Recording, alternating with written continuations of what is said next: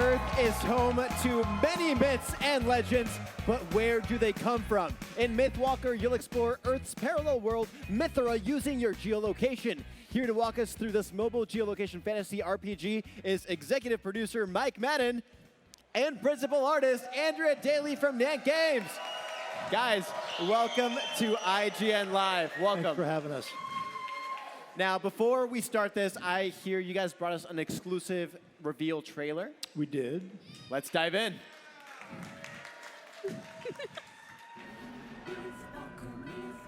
Boxes, boxes all day long, in my heart a hero song. Onward to my destiny, the warrior inside of me. Adventurers, now heed my call. Mythera will never fall.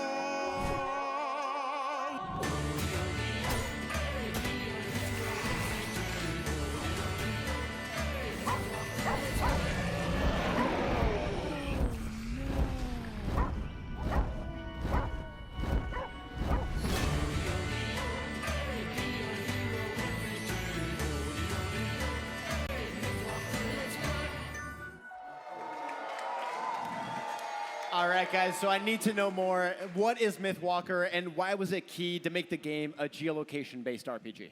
Mythwalker is a geolocation RPG where we turn the real world around you into the game space and allow you to adventure and progress your character and interact with the world's myths and lore that we've grown up hearing about. So you describe Mythera as a parallel world to Earth. What does that look like design and art-wise? So basically, if you're at the beach, you're going to encounter like giant crabs, like you saw in the commercial there. Pirates. If you go to a swamp, you're going to see rodents of unusual size. God, I hope I'm not too old for that reference. But yeah, so basically, you're going to kind of see the same parallels of wherever you are. Also, we have weather in the game, too. So if it's raining outside, you're going to see it raining in the town hub, and you're going to see it raining on the world map as well. Now, we see a lot of creatures in these trailers. Now, talk to me about some of the creatures. Who are they? What are they? What makes them unique? Some creatures? Mm-hmm. Oh, man. I don't know how many I can talk about, because, like, some of them are pretty under wraps right now. Oh, gotcha. A little bit under wraps, yeah. No worries. But goblins we have a lot of goblins in the game. We have so many species of goblins, actually, from all over the world, using, world myths. My favorite goblin? Oh, man, I think the hobs are my favorite. So, yeah, hobgoblins, guys. We got them. They're actually the only goblins that can use magic, and they do it very poorly, so it's hilarious.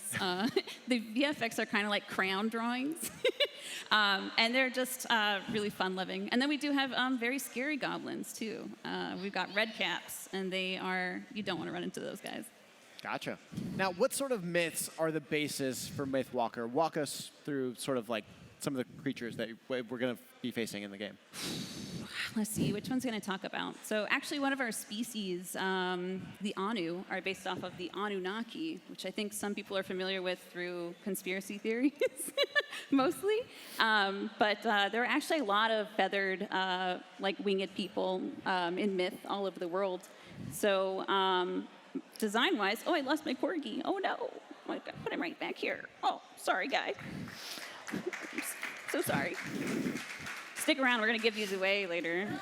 Yeah, I know, right? So they're so cute. Now, walk us through the gameplay loop. What does it look like when you log in and start playing? Sure. So it's meant to be part of your day, not to eat up hours of it. So if you're going out to grab a coffee or have lunch with some friends, it's something you can boot up and play along the way. You fight some battles. There's mini games in there like forestry and mining, so you can grab resources that tie into a really deep crafting system that you would expect from an RPG. Now, you mentioned combat. What does the combat system, how does that look in the game? How does that work? Sure. So combat is as you're walking down the street, and you're on your phone, you'll see different encounters that you can interact with. And they are representative, again, of your environment. So there's plains, city and urban, desert, mountain, and that's all reflected in what you fight and the environment you fight in. So you'll select the enemy, go into a combat instance, and then using very natural phone through swipes and taps, be able to get into some pretty in-depth combat that you would expect, again, from an RPG, not unlike what you get out of MMOs and other games in the fantasy genre. Amazing. On the topic, yeah. On the topic of RPGs, what sort of classes are available and what are your favorites?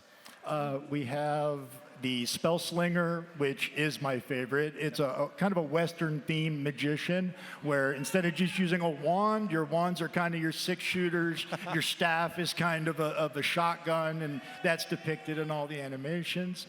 We also have the Warrior, and then we have the Priest. The priest, yes, and I love the warrior because I am not very strategic person, so I just like to go in and hack and slash away at enemies. Yeah. Why not, right? Now, let's talk about some of the species. What are your favorites? I know some of them are under wraps, but what can you share with us? So far, we have the Anu, which I mentioned already. They're kind of like our feathered bird folk. I actually based them off of David Bowie and K-pop, roughly. So they're very colorful and very proudful species.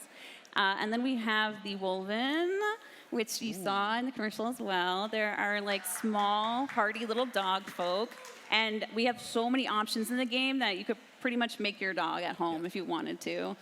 Put him in the game. Yeah, right? I know I did. They're my favorites by far, probably. And then we have humans. And, you know, they're kind of OP, because why not? We're humans, right? We want to be like the best. So they can be any class that you want. Love it. Now, what sort of variance is there between species using the same class? Like, example, like a Wolven warrior versus an Anu warrior. We didn't want to have any extra advantage. We wanted you to be able to pick what you liked and to play it. So you're not going to find that one species class combination has a real urge to go any one direction with that selection. So it's pretty neutral there on bonuses, if you will. It's more about what resonates with you and what you want to have representing you in the game. Hey, I'm always a fan of player choice. That's awesome, right, guys?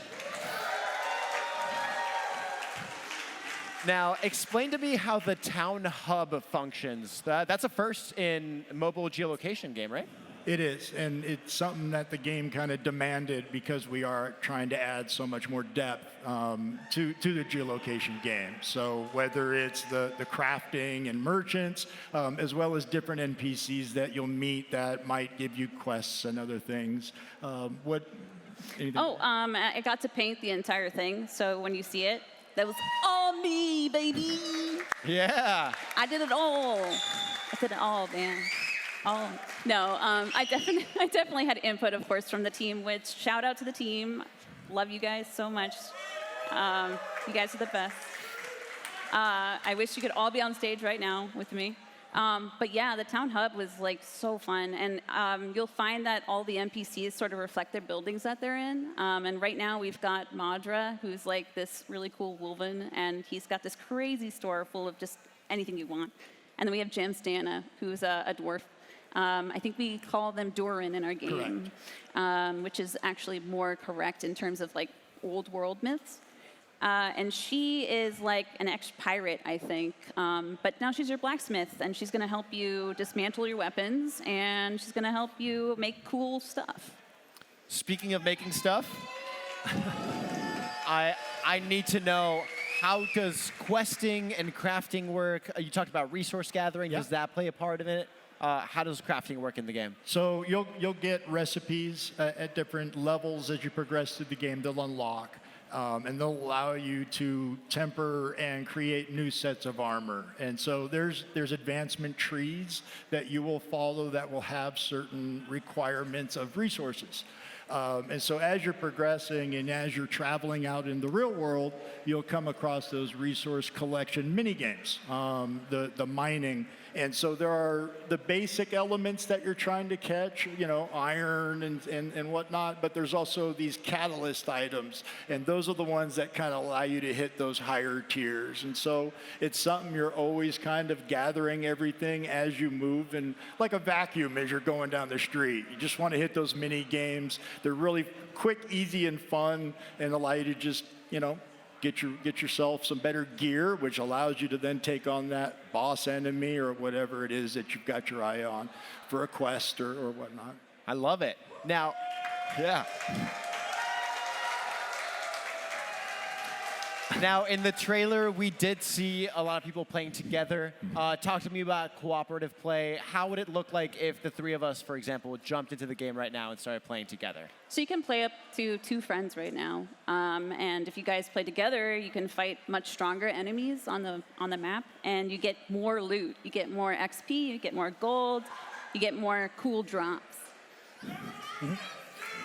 Yeah, some more benefits for working together. Gaming's always better together. I could not agree more. Now, despite this being a geolocation mobile game, Mythwalker also supports tap-to-move navigation, which I think everybody can be excited about, right? You don't necessarily need to go out and walk. You can just do it from the comfort of wherever you are in case you can't move around outside of that. Aside from the obvious physically moving versus not moving, how does this feature change the experience for users? Accessibility is a big focus for us, and this is kind of the first step on our plan for taking geolocation and making it available for everybody. Not everybody can get up and walk around, whether that's a physical limitation or, you know, you're stuck at a, you know, babysitting or whatever, you're stuck someplace. Tap to Move is a system where you are able to literally tap your screen and move your character. We've all played other geolocation games where something's just out of reach and there's a freeway or a fence or something that kept it out of reach. This mechanic, no longer a problem. Hit your compass, converts you into tap to move mode, and now you can go ahead and access those things. So. I love it. Accessibility is a big thing, and I'm so glad that you guys are making that a big feature of your game. Jesse, Andrea, or Mike, Andrea, I heard you guys have a couple giveaways for us? Perhaps. Yeah, we do. Can we bring some of those out? All right, so first off, I need to show this off because we can't be giving stuff away without showing you what it is. So first of all, we got this beautiful art on this t-shirt. I made that, guys. It That sounds like was people me. want these. And then we also have these woven plushies. Yeah, Are you guys ready to give some of these away with me? I think we should. I love it. Guys, sign up for Mythwalker closed beta over at mythwalker.com. We've got more IGN Live coming up, but now let's give away these woven plushies, guys. We didn't. Oh. I'm a terrible throw, I'm sorry.